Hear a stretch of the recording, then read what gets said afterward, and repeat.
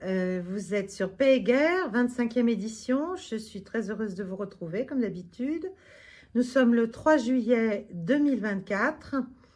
Alors, puisqu'il faut le dire d'abord, je le dis d'abord, abonnez-vous si vous aimez bien sûr ces émissions. Cette semaine encore, j'enregistre dans des conditions qui ne sont pas habituelles, donc j'espère que vous me pardonnerez.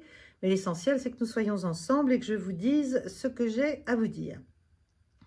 Alors, j'ai compris que vous n'aimiez pas que je parle de politique politicienne.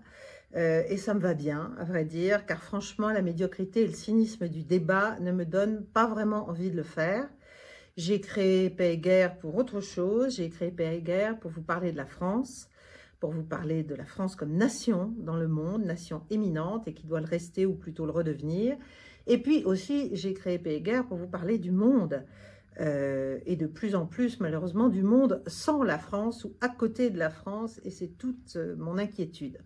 Et c'est déjà un très lourd programme. Donc, on ne parlera pas de politique, mais sans faire de politique, il y a quand même une chose qui me frappe, singulièrement, lorsque j'écoute, là, depuis 8 jours, les innombrables débats, foires d'empoigne, prise de position des uns et des autres depuis l'annonce de la dissolution de notre Assemblée nationale par le président de la République. Et je voudrais y revenir très brièvement. En fait, ce qui me frappe, c'est qu'il y a un parallèle flagrant qu'on peut faire entre la méthode appliquée pour fabriquer le consentement du peuple français à la guerre contre la Russie et celle mise en place, notamment dans les grands médias français, pour empêcher son vote pour, en l'occurrence, le Rassemblement national. Il y a la même diabolisation tragicomique. La Russie, c'est le mal, c'est l'Europe en guerre, c'est le risque du chaos. Donc, tout sauf ça, évidemment, si vous voulez être dans le camp du bien. Y compris le pire. Vous pouvez choisir le pire, mais pas ça, parce que ça, c'est le mal incarné. C'est-à-dire, vous ne pouvez pas choisir la paix, il vaut mieux poursuivre le soutien militaire à l'Ukraine, et donc poursuivre la guerre, qui, lui, quand même, augmente singulièrement le risque de guerre générale, et aussi la crise économique, financière en Europe, et l'effondrement géopolitique de notre vieux continent. Bon, enfin bref, c'est une hérésie économique, sociale, stratégique, n'en parlons pas, et c'est un suicide collectif pour l'Europe et la France. Et cette inversion, elle se fait, vous l'avez compris, j'ai déjà expliqué plusieurs fois, via un mensonge patent, c'est-à-dire la Russie menacerait militairement l'Europe. Enfin, c'est de moins en moins conditionnel, naturellement. Et si on n'aide pas l'Ukraine, Moscou va carrément envahir l'Europe. Hein, rien moins que cela. Et alors, appliqué à la situation politique intérieure française, ça donne le RN, c'est le mal absolu, c'est le risque de chaos, c'est le risque de la guerre civile, c'est le risque des émeutes, c'est le risque du grand n'importe quoi, c'est le risque de l'incompétence politique, c'est le risque du désastre économique et social. Donc, il faut voter pour tout, sauf pour le RN, évidemment, y compris pour une coalition qui, manifestement, se met en place entre ce qui reste de majorité présidentielle et toute la gauche et l'extrême gauche et LFI et tout ça. Et tout ça paraît normal et c'est évidemment ce qu'il faudrait faire. Ça va évidemment accélérer non seulement le caractère ingouvernable du pays, mais la déconfiture économique et sociale, le désordre, la défiance internationale, n'en parlons pas, et au mieux la paralysie, l'asthénie politique du pays. Mais finalement, mieux vaut une mort lente, mais qu'on voit venir très doucement et qu'on vous égrène mauvaise nouvelle par mauvaise nouvelle que ce qu'on considère comme étant forcément la chienlit, la violence, voilà, la fin du pays, littéralement. Donc, en fait, on voit que dans un cas comme dans l'autre, il y a une mobilisation méthodique des peurs reptiliennes de l'électorat, toutes catégories confondues, pour l'empêcher de réfléchir surtout, et l'empêcher d'exercer son bon sens. Alors, nous verrons bien dans quelques jours ce qu'il adviendra. Je ne vais pas en dire plus, je n'en sais rien de toute façon. Et je préfère revenir à mes sujets de prédilection, mais quand même ce parallèle m'a vraiment frappé. Donc je voulais le partager avec vous. Alors cette semaine, je vais vous faire un petit florilège de faits saillants et à mon avis quand même assez structurants sur la scène internationale. Le premier, eh bien, c'est le Premier ministre hongrois, Viktor Orban, qui se rend à Kiev. Comme ça, visite surprise. La Hongrie vient de prendre la présidence tournante du Conseil de l'Union européenne. Et comme je le pressentais, et comme d'ailleurs je vous l'avais dit la semaine dernière, elle se place déjà en tant que médiateur officieux dans la guerre en Ukraine, entre l'Ukraine et la Russie, et peut-être entre l'Ukraine et la Russie et les États-Unis, puisque l'Ukraine est quand même très largement sous contrôle, y compris dans les choses incontrôlées qu'elle peut faire. Et donc, la Hongrie, clairement, a envie, Viktor Orban a envie de profiter de son statut maintenant de président de l'Europe, enfin président tournant, président provisoire de l'Europe, pour être à minima un canal de communication entre Moscou et Washington, et Moscou, Bruxelles et Washington. Alors, il ne le fait pas ouvertement, même s'il a dit qu'il espérait de pouvoir avancer vers la paix, mais il l'a fait avec un sujet officiel de déplacement, en expliquant que le sujet, c'était d'aller discuter avec le président ukrainien, Zelensky, du sort des 150 000 Hongrois d'Ukraine, qui est un problème important pour la Hongrie, et depuis le début du conflit notamment, pour le sort qui leur est réservé, pour la manière dont on les utilise dans les opérations militaires, dont on essaie de les mobiliser peut-être plus que d'autres. Et donc, en tout cas, c'est un litige du point de vue hongrois, comment dirais-je, un abcès un peu béant, et en tout cas qui empêche, selon la Hongrie, qui empêche la Hongrie de donner son accord à une marche accélérée de l'Ukraine vers l'Union européenne. Ce dont personnellement, je ne me réjouis pas, parce qu'on n'imagine même pas combien ça va nous coûter. Voilà, et surtout, on ne voit pas très bien le sujet, à vrai dire, stratégiquement, mais enfin, là encore, on va m'expliquer que je suis à rebours de tout ce qu'il faut penser. Bien, donc, par ailleurs, la présidence hongroise démarre sur les chapeaux de roue parce que Viktor Orban a fait des annonces sur la création d'un nouveau groupe au Parlement européen qui s'appelle les Patriotes pour l'Europe, et qui réunirait autour de la Hongrie, enfin à partir de la Hongrie et de son parti, des partis homologues, donc de droite assez conservatrice, assez traditionnaliste, assez droite quoi, à la fois tchèque, autrichien et portugais, et pourquoi pas slovaque. C'est pas encore officiel, mais ça me semblerait être assez logique, on verra. En tout cas, il y a aussi donc une volonté de modifier un peu les équilibres politiques au niveau du Parlement européen en faveur d'une inflexion, si vous voulez, plus conservatrice, plus traditionnaliste, moins ouverte à tous les vents, comme l'était le précédent Parlement. Donc ça, c'est quand même des points qu'il faut garder en tête et qu'il faut suivre. La manière dont je pense que la présidence hongroise ne va pas être comme les autres, même si les pressions sont énormes, évidemment, sur la Hongrie et sur Viktor Orban. Mais je pense que c'est un homme assez déterminé et qui pourrait bien réserver quand même quelques surprises aux européistes notamment, qui continuent de peupler malgré tout les structures institutionnelles, administratives et même représentatives de l'Europe. Alors, donc voilà pour ce premier point. Je veux aussi évoquer, mais ce n'est pas un point, d'abord parce que je ne suis pas certaine de l'information, elle vient du côté ukrainien, donc est-ce qu'ils ont monté ça en épingle, est-ce que c'est vrai? J'espère que c'est vrai. Les services secrets ukrainiens auraient déjoué une tentative de coup d'État. Alors, ils ont expliqué qu'ils avaient donc arrêté un certain nombre de gens qui étaient des activistes civiques, hein, qui se proposaient, à l'occasion d'une manifestation pacifique à Kiev, eh bien, de se diriger vers la Rada et de prendre le Parlement. La Rada, c'est le Parlement ukrainien. et de déposer la clique, enfin le régime actuel de Kiev autour de Zelensky et des structures aussi militaires de tête qui maintiennent ce pouvoir en haut pour l'instant de l'édifice ukrainien. Ben, oui, pour moi, ça n'est pas une mauvaise nouvelle, si c'est vrai, parce que ça pourrait vouloir dire qu'il y a peut-être un degré maintenant de conscience qui monte au sein d'un certain nombre de cercles politiques ou voilà, de gens qui ont envie, qui ont compris qu'il fallait que le régime de Kiev tombe et qu'il fallait de nouveaux interlocuteurs si on ne voulait pas s'en ferrer et finalement, si les Ukrainiens ne voulaient pas mourir tous collectivement, n'est-ce pas, dans cette guerre sans issue. Et donc, ça veut peut-être dire qu'enfin une alternance se profile devant la débâcle militaire et économique, bien sûr. L'Ukraine est en faillite.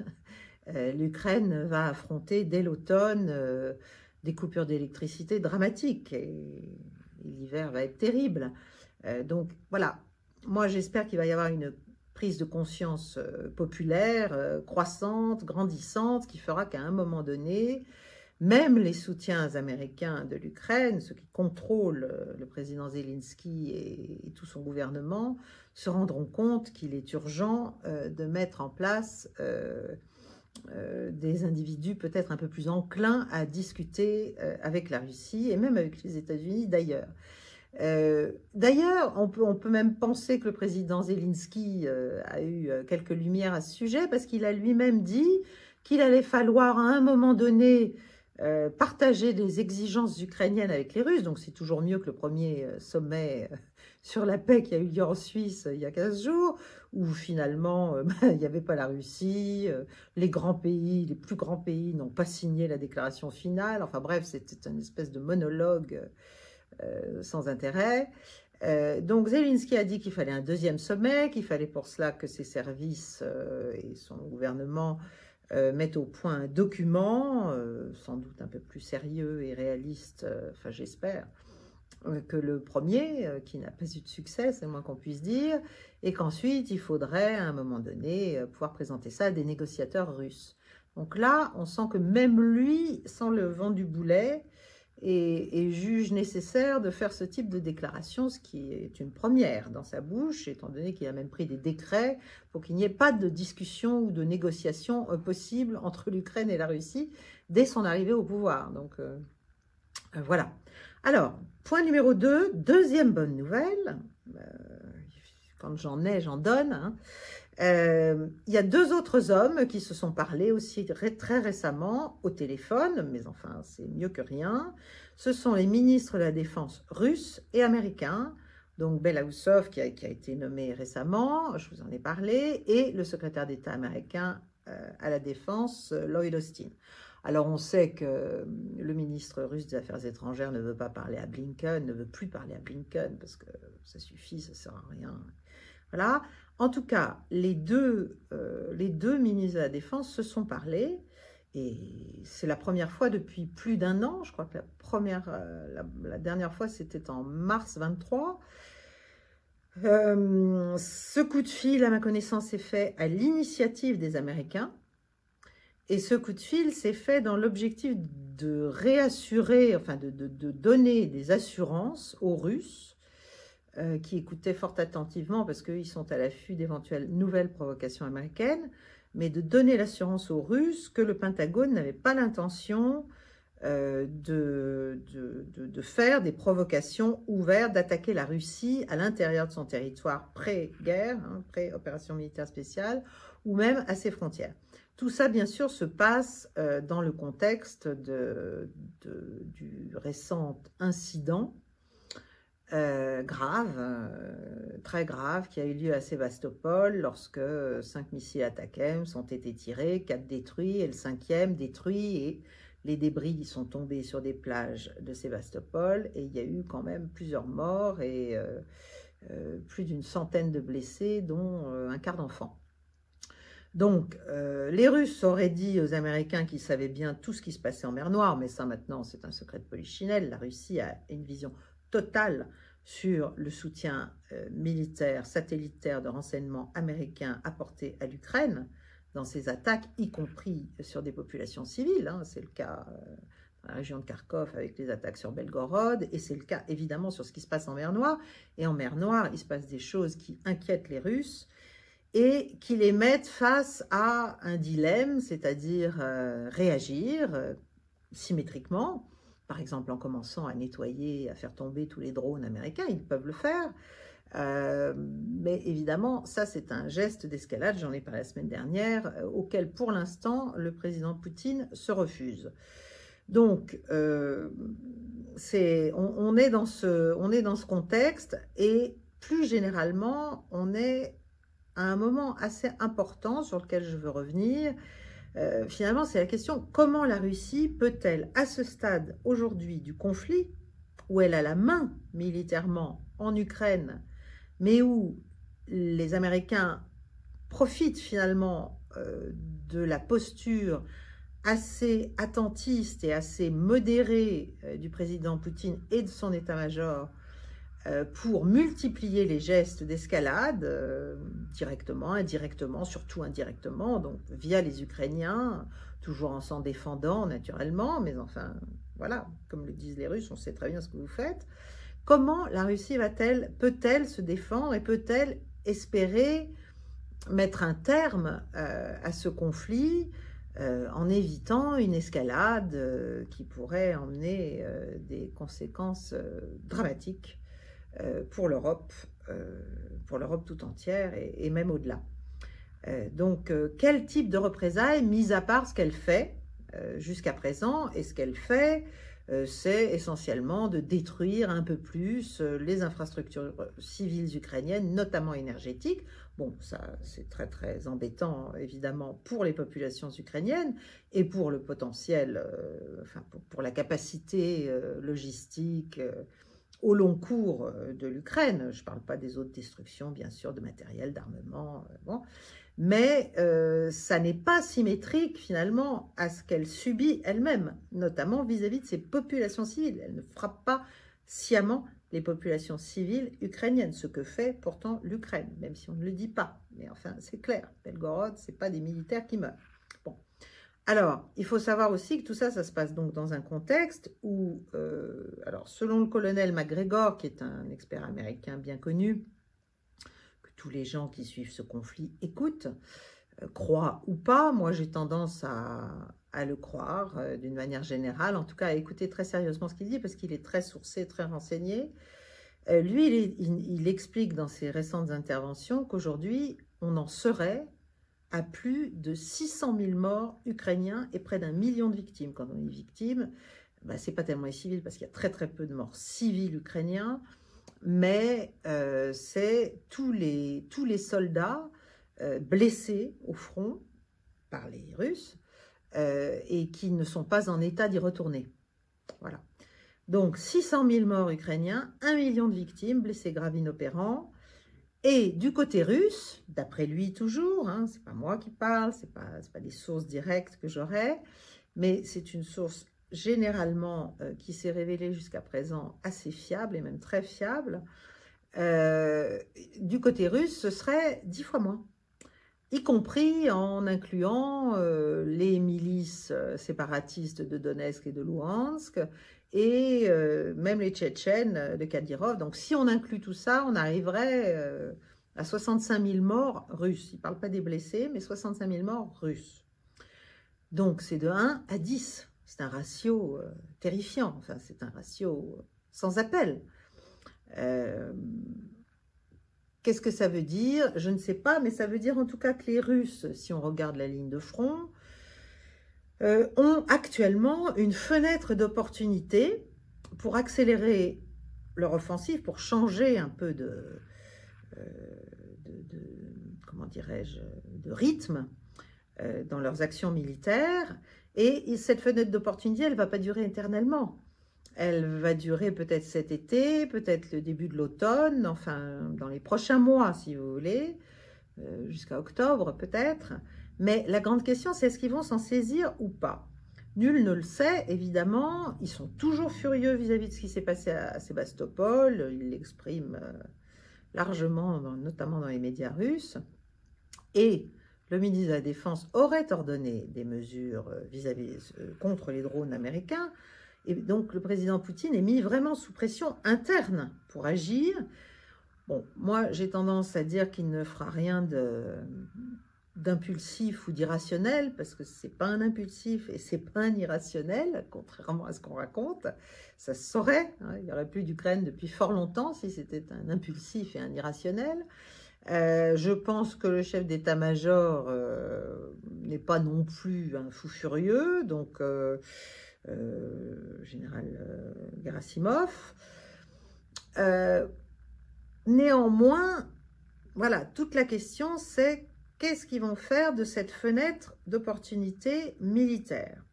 Alors, Vladimir Poutine, le 1er juillet, donc avant-hier, a rappelé que la Russie avait pris l'engagement en 2019 de ne pas construire ni déployer de nouveaux missiles de courte et moyenne portée contre l'OTAN si les États-Unis ne le faisaient pas. Mais il a dit, malheureusement, les États-Unis l'ont fait. Non seulement ils les ont construits, mais ils les déploient en Europe, notamment au Danemark, ils font beaucoup d'exercices. Et il y aurait même des missiles américains aujourd'hui aux Philippines. Et, dit-il, ça va nous forcer, évidemment, s'ils y restent, y compris dans cette région du monde, à réagir et à réévaluer notre politique de déploiement de missiles pointés cette fois-ci contre les pays de l'OTAN. Donc là aussi, vous voyez, qui nourrit l'escalade, hein, qui répond, qui nourrit, qui agit, qui lance. Bon. Par ailleurs, la Finlande serait a priori OK, enfin partante, pour construire, enfin pour permettre une quinzaine de bases de missiles américains sur son territoire, donc directement aux frontières de la Russie, là. La Finlande qui est désormais dans l'OTAN.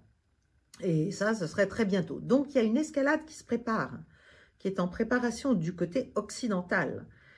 Il y a aussi la multiplication de provocations vis-à-vis de la Biélorussie.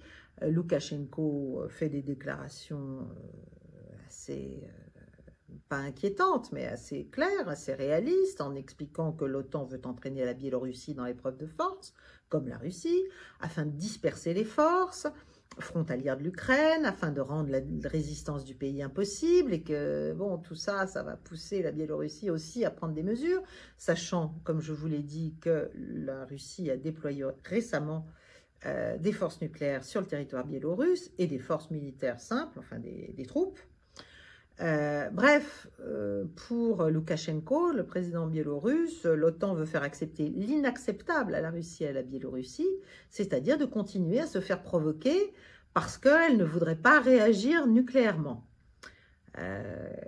Donc tout ça, c'est un contexte très embêtant, c'est un contexte bien sûr où la Russie doit bouger, décider quelque chose, sortir d'une forme de procrastination. Et il y a un débat important en Russie actuellement, dans les cercles diplomatiques et militaires, dans les think tanks, dans les médias bien sûr, et dans les cercles de pouvoir politique, pour savoir quelle option militaire prendre. Voilà, il y a quelques mois, jusqu'à, je sais pas moi, mi-octobre peut-être, est-ce qu'il faut agir maintenant? Est-ce qu'il faut monter en gamme maintenant militairement et faire en sorte de geler les gains russes décisivement? Ou bien, si on ne réagit pas aux attaques, est-ce qu'on ne risque pas de se retrouver à enfin quand on est russe, du côté russe, de se retrouver face à une vraie guerre d'attrition, ce que j'appelle le nouvel Afghanistan voulu par l'OTAN pour la Russie, qui va durer dans les deux sens. Donc il y a des limites à la modération poutinienne, si vous voulez, comment dirais-je, aux avantages de cette modération, parce que finalement les lignes rouges sont franchies les unes après les autres par l'Occident, et la Russie réagit toujours avec beaucoup de mesures. Donc si elle ne fait rien de décisif, si elle n'exploite pas décisivement son avantage militaire actuel, et si Donald Trump ne revenait pas au pouvoir en novembre, il y aura une escalade. Il y aura une escalade importante militaire à notre initiative, très probablement. Et l'opportunité d'en finir, avec ce conflit, pour les Russes, va disparaître. On va rentrer dans un autre niveau d'affrontement. Tous les paris seront de nouveau ouverts et la situation deviendra extrêmement dangereuse. Donc, voilà. Et les objectifs de Vladimir Poutine, parce que les objectifs de Vladimir Poutine, bien sûr, c'est de sécuriser, d'en finir avec cette guerre au plus tôt, de sécuriser les gains, de protéger les populations russophones, d'empêcher l'Ukraine d'entrer dans l'OTAN et de menacer le territoire russe avec des armes nucléaires sur le territoire ukrainien. Mais au-delà de tout ça, il y a un objectif, j'allais dire, géostratégique bien plus lourd, bien plus large, bien plus vaste, sans doute de Vladimir Poutine, qui se voit de plus en plus. C'est en fait de réorganiser avec la Chine, avec l'Inde, avec d'autres, mais c'est lui qui a, à mon avis, ça en tête, c'est de réorganiser la carte de la sécurité de toute l'Eurasie. Et finalement de placer l'Ouest devant un nouveau système de sécurité internationale qui marcherait dans une immense partie du monde et auquel l'Ouest, l'Occident, devra s'adapter. Et finalement, voilà, qui sera une nouvelle donnée. De la même manière que les Américains, je ne sais plus qui disait, c'est nous qui inventons le réel et vous vous adaptez. Et quand vous commencez à commenter nos actions, nous sommes déjà sur le plan d'après. Voilà, je pense que les Russes s'inspirent de ça et veulent faire la même chose. C'est-à-dire, c'est à notre tour d'organiser la sécurité eurasiatique comme on l'entend, avec tout un tas de partenaires, et l'Occident va devoir s'y faire. Voilà. Mais pour ça, évidemment, il faudrait avoir une victoire sur le champ de bataille en Ukraine, et en tout cas une paix. Donc, tout ça pour dire, pour finir avec ce point qui est un peu long, mais qui est très important, il faut souhaiter le retour de Donald Trump. Bon, ce ne sera pas forcément la panacée pour tout, loin de là, mais on reste quand même des Occidentaux. Et il est probable d'ailleurs qu'aujourd'hui, il y ait déjà des contacts, et je l'espère, entre des émissaires russes et des émissaires des équipes de Trump. Il a promis la paix, Donald Trump, il a dit, si je reviens au pouvoir, il y aura la paix avec la Russie en 24 heures. Donc ça veut dire qu'il est déjà elle est déjà discutée en amont. Ça ne va pas se faire en 24 heures si ça n'est pas déjà largement préparé en amont. Et c'est peut-être pour ça, ainsi que je l'ai dit dans plusieurs émissions, et en dépit de ce qui paraît parfois possible, qu'Odessa n'est pas forcément, sauf dans le cas d'une reprise de l'escalade, donc plutôt à l'automne, et même après, à la fin de l'automne, après l'hiver ou printemps prochain, un objectif militaire direct pour Moscou. C'est peut-être un objectif optionnel, c'est-à-dire dans le pire des cas. Parce que finalement, Odessa, c'est un atout majeur dans le cadre d'une négociation avec les États-Unis, entre les États-Unis et la Russie. D'abord parce que c'est l'endroit, c'est l'accès de l'Ukraine à la mer. Et puis, c'est l'endroit surtout où elle peut exporter ses céréales, sachant que les Américains ont très largement acquis un bon tiers, un petit 40% du potentiel agricole et céréalier de l'Ukraine. Donc, ça intéresse les céréaliers américains et les fonds qui ont acheté tout cela. Donc, je pense qu'Odessa, c'est un bijou, d'ailleurs c'est un bijou. Bien sûr, la Russie le considère comme russe depuis toujours, mais je pense que c'est surtout un fort atout dans une négociation, un fort élément de négociation. Voilà.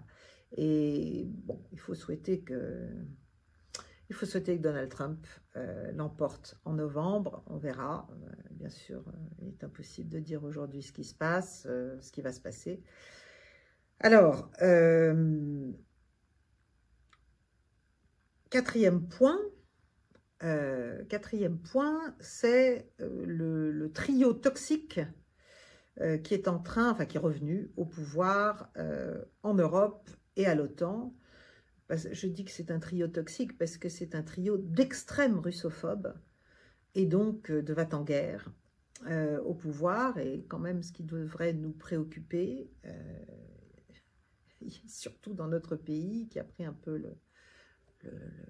qui est par la fleur au fusil dans un possible affrontement avec la Russie, c'est justement qu'on arrête cette course à l'échalote pour savoir qui sera le plus jusqu'au boutiste que les autres, enfin de tous.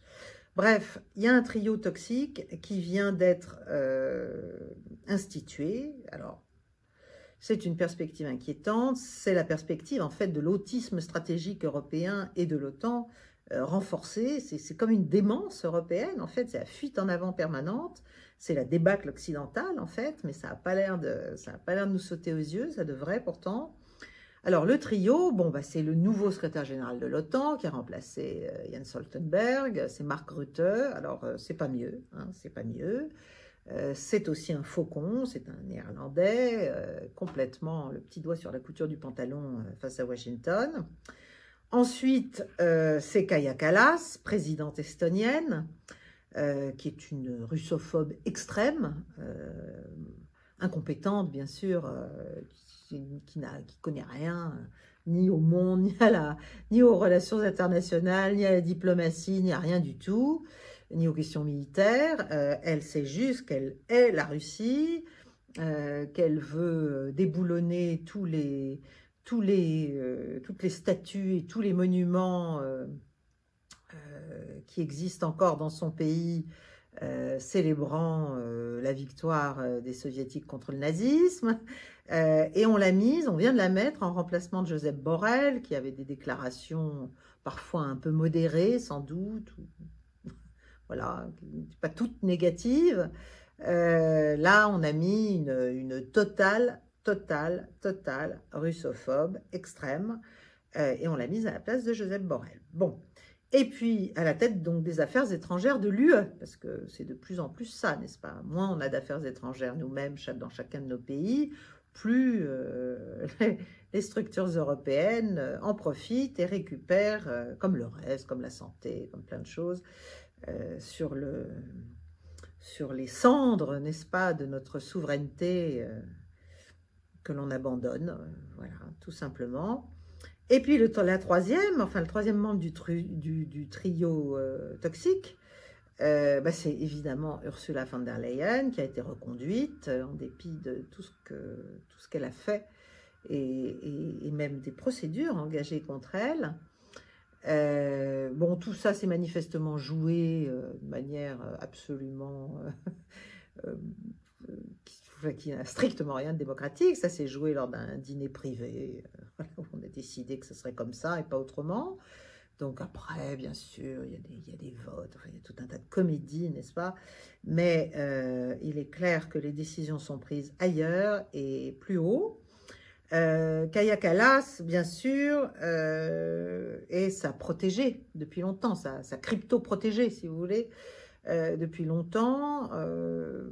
En tout cas, elle fera ce qu'on lui ordonne, et elle sera, à mon avis, bien pire que Borrell. Et donc, c'est la logique de la fuite en avant et de l'impossibilité progressive, de plus en plus lourde pour l'Europe de reprendre des relations normales avec la Russie, un dialogue normal avec la Russie, et plus encore de parler de paix et de sécurité en Europe. Donc, voilà, ce trio, c'est dramatique. C'est vraiment la preuve qu'en Europe, c'est jamais la logique du meilleur qui l'emporte, mais c'est la logique du plus obéissant, voilà, comme d'habitude.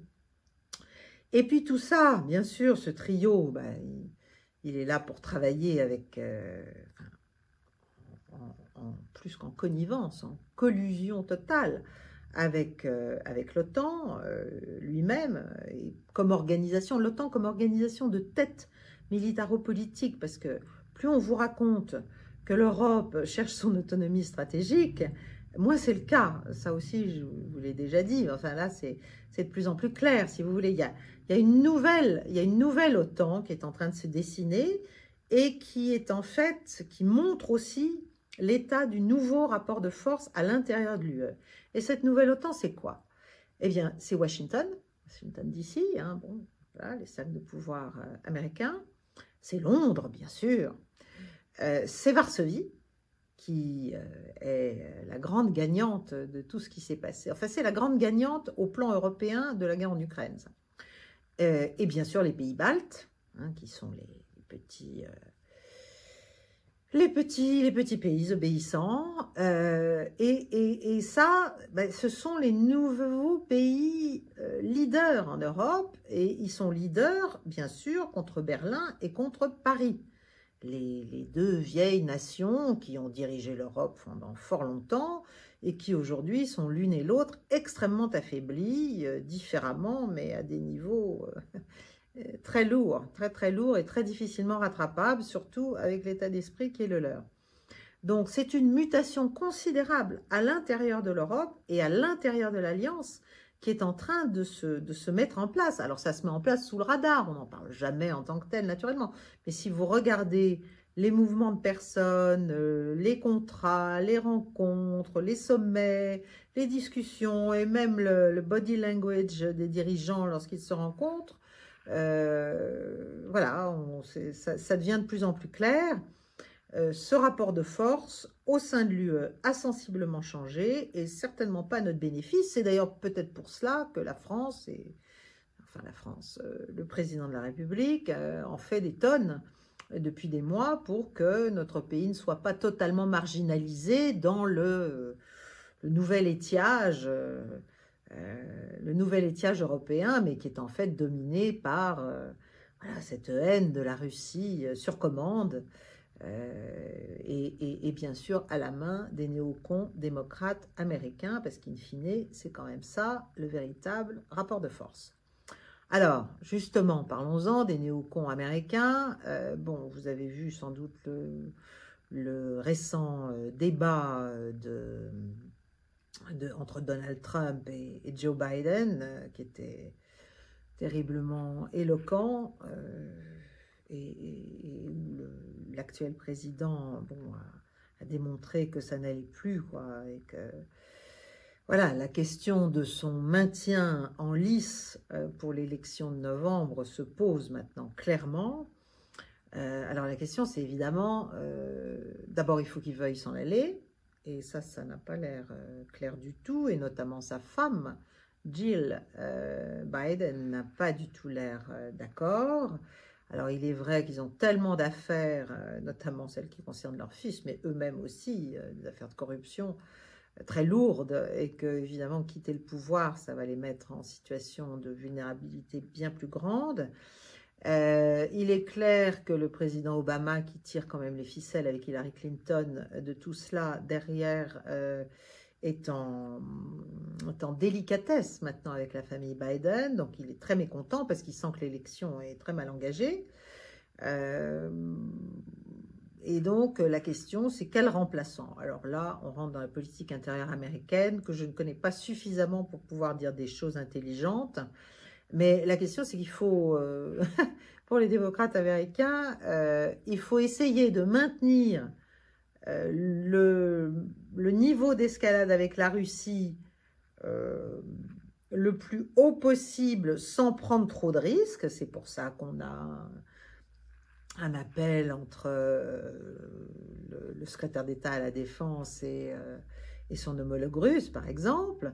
Mais en même temps, il y a plein de choses qui sont faites. On parle des F-16, etc. Donc, on essaie de maintenir la pression au maximum de ce qu'on peut sans déclencher un dérapage qu'on ne saurait pas contrôler à Washington, et puis empêcher Trump de revenir à tout prix. Alors, ça veut dire ça veut dire beaucoup de choses potentiellement. Moi, je pense qu'il ne faut rien exclure. Les Américains nous ont habitués à des méthodes extrêmement radicales.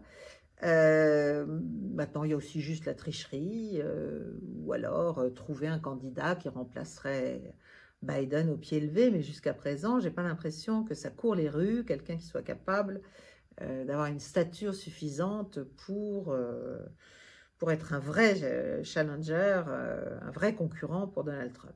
Bon, alors, quittons ce domaine pour vous dire que pendant ce temps, c'est mon 5e point, l'intégration eurasiatique se poursuit.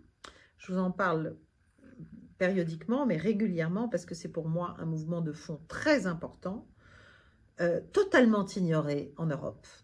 Je ne sais pas si les Américains s'en rendent compte, je pense beaucoup plus que nous, mais alors en Europe, ça n'existe pas. n'est-ce pas? On ne veut pas savoir, surtout pas savoir, ce qui se passe à notre est. Hein. D'abord, il y a le démon russe, mais même au-delà, on ne sait surtout pas, surtout pas. Mais le problème, c'est que ça avance sans nous, évidemment. Et notamment, là, il y a en ce moment même, 3 et 4 juillet, un sommet de l'Organisation de coopération de Shanghai, dont je vous ai déjà parlé, je crois même la semaine dernière. La Biélorussie va en devenir membre plein, après l'Iran. Il faut comprendre l'importance vraiment de l'OCS. Au départ, c'était une organisation sécuritaire, au tout départ. Mais ça s'est très très vite élargi. Et aujourd'hui, c'est pas simplement l'OTAN de l'Est, si vous voulez, ou l'OTAN eurasiatique. C'est pas ça. C'est géoéconomique. C'est éminemment géoéconomique, géopolitique bien sûr, et sécuritaire aussi. Et notamment, il y a toute une coopération en matière de lutte antiterroriste, contre la déstabilisation de tous ces États, par l'envoi de terroristes par l'Occident, par divers moyens et depuis diverses parties du monde. Mais en tout cas, c'est beaucoup plus informel à ce stade encore que l'OTAN. C'est moins strictement sécuritaire, ça ne l'est même pas vraiment. C'est un club de discussion assez informel et qui, pour l'instant, le reste. Alors, ce qu'il faut comprendre, c'est que quand je dis que l'intégration eurasiatique se poursuit, c'est que l'Organisation de coopération de Shanghai multiplie les liens, d'abord au plan même de ses membres, qui se recouvrent pour certains, et en tout cas pour les plus éminents, multiplie les liens avec les BRICS, qui sont 10 aujourd'hui. Donc, il va y avoir 10 membres de l'OCS et 10 membres des BRICS. Et Vladimir Poutine, dont le pays préside les BRICS pour l'année, a dit qu'a priori, il n'y aurait pas de nouveaux membres cette année. Il y aura un sommet à l'automne, à Kazan. Mais donc, pour l'instant, 10 BRICS, 10 OCS, dont certains donc, sont les mêmes. Évidemment, les 3 de tête, c'est-à-dire la Russie, la Chine et l'Inde, hein, mais d'autres aussi. Et évidemment, les BRICS, il y a des dizaines de pays candidats. Tout le monde veut faire partie désormais des BRICS. Je ne sais pas si on mesure l'attractivité de cette structure, mais c'est colossal. Ça montre vraiment que le monde a complètement changé. Complètement changé. Turquie, le Kazakhstan, l'Indonésie, le Vietnam, la Malaisie, enfin ça n'arrête pas. Algérie, bon. Donc, ces organisations, ces 2 organisations, elles vont fusionner. Je ne sais pas combien de temps ça va prendre pour que ça soit formel, mais ça se fait petit à petit, ça se fait chaque jour un peu plus. C'est un partenariat immense, énorme, qui est en train de se structurer. Bon, pour que ce soit vraiment, pour que les membres de tête soient un trio vraiment convergent, il faudra que la Russie se fasse puissance médiatrice entre l'Inde et la Chine, mais ça va se faire.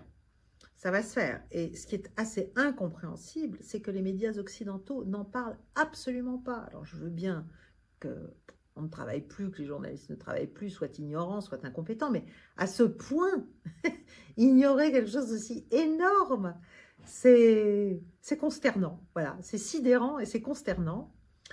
Et pourtant, c'est très important pour comprendre aussi l'allonge et l'ampleur et la largeur du spectre de l'influence russe et de l'influence globale russe.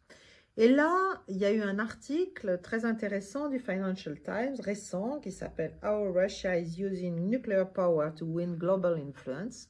Donc, comment la Russie utilise la diplomatie nucléaire pour étendre son influence globale, qui montre, au-delà des BRICS et de l'OCS, comment, en fait, l'une des puissances du trio de tête de ces 2 organisations, la Russie en l'espèce, qui est sous sanctions, qui est en guerre, qui se prend plein fouet tout l'Occident, continue à poursuivre son offensive diplomatique, très notablement en Afrique, mais pas seulement.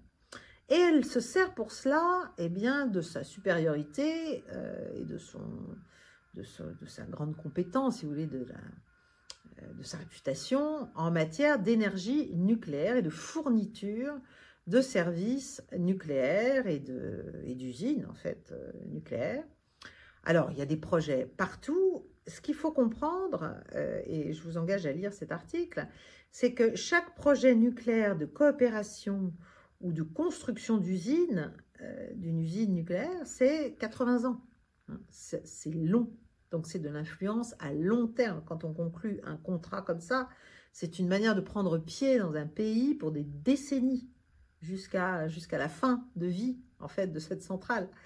Et la Russie a trouvé le truc pour évidemment attirer des clients potentiels, des partenaires potentiels, parmi des pays qui n'ont évidemment pas les moyens de se payer des centrales nucléaires russes comme ça facilement. Elle leur fait des prêts à très petit taux et avec un remboursement sur très très longtemps, donc un faible remboursement. Donc ça devient accessible à beaucoup d'États. C'est très attractif, surtout que l'expertise russe, évidemment, n'est plus à démontrer en la matière. Et donc, ce qu'il faut savoir, et ce que je ne savais pas, pour tout vous dire, c'est que depuis 2022, la Russie a conclu près de 25 accords avec 25 pays, notamment en Afrique, pour développer des capacités nucléaires et donc construire des centrales nucléaires.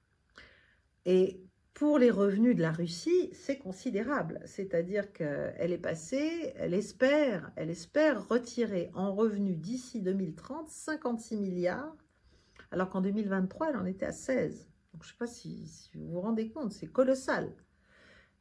Et en plus, deuxième aspect, ce qui est assez très intelligent, il faut bien le dire, elle complète ses propositions, donc en matière de fourniture de centrales nucléaires et de maintenance et de coopération pour faire fonctionner ces centrales jusqu'au retraitement des déchets, etc., etc.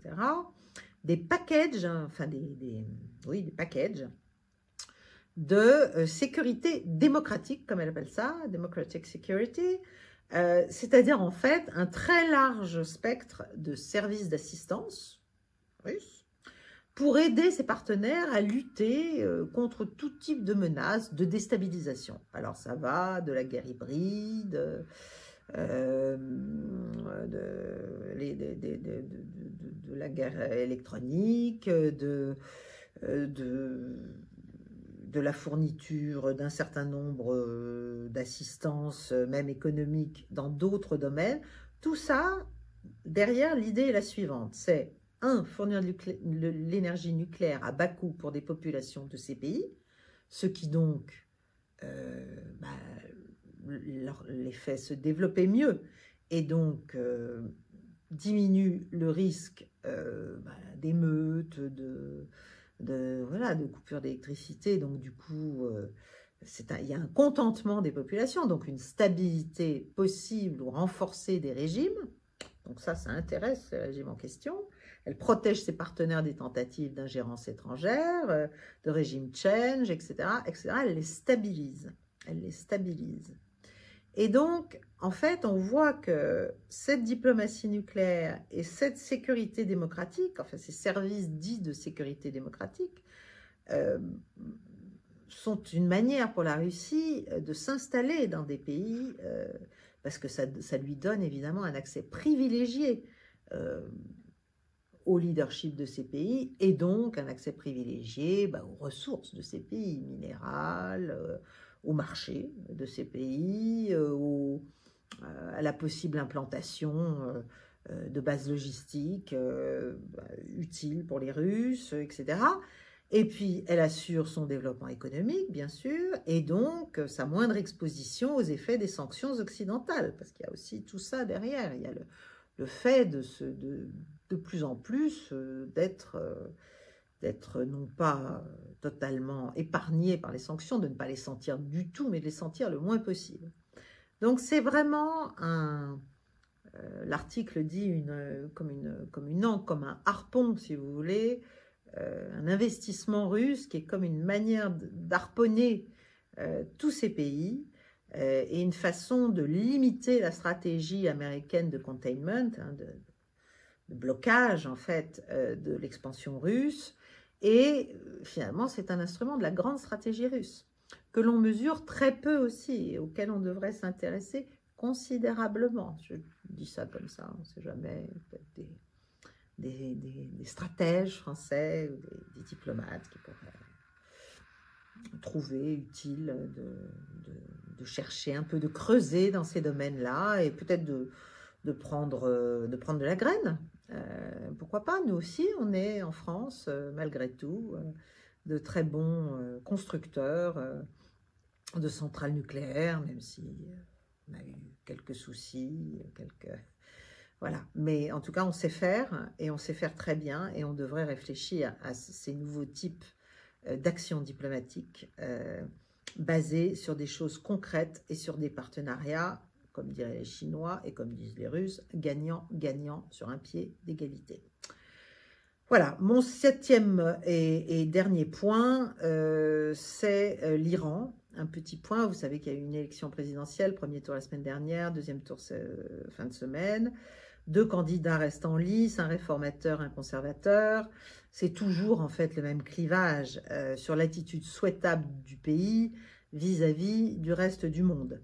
Soit c'est l'autarcie économique, le développement à l'échelle régionale et le durcissement au plan militaire et sécuritaire vis-à-vis de l'Occident, soit c'est la recherche d'une relative ouverture, d'une restauration des liens avec l'Occident dans la perspective d'une levée des sanctions qui font beaucoup de mal à l'économie iranienne et à la population iranienne, bien sûr. C'est d'ailleurs l'objectif, mais je crains que ça ne pousse pas forcément à un régime change comme en rêvent certains à Washington et ailleurs. Et puis bien sûr, derrière tout cela, il y a la guerre toujours en cours menée par Israël en Palestine contre le Hamas à Gaza. Et là, je noterai juste qu'un conseiller du guide suprême iranien, alors jusqu'à présent, vous savez, l'Iran fait tout pour ne pas être engagé dans cette guerre, vraiment tout. Pour ne pas devoir vraiment rentrer dans le jeu israélien. Et les Américains aussi, d'ailleurs, même s'ils continuent à fournir Israël en armes et donc à nourrir l'offensive. Mais là, on sent qu'il y a aussi un risque d'escalade qui est vraiment,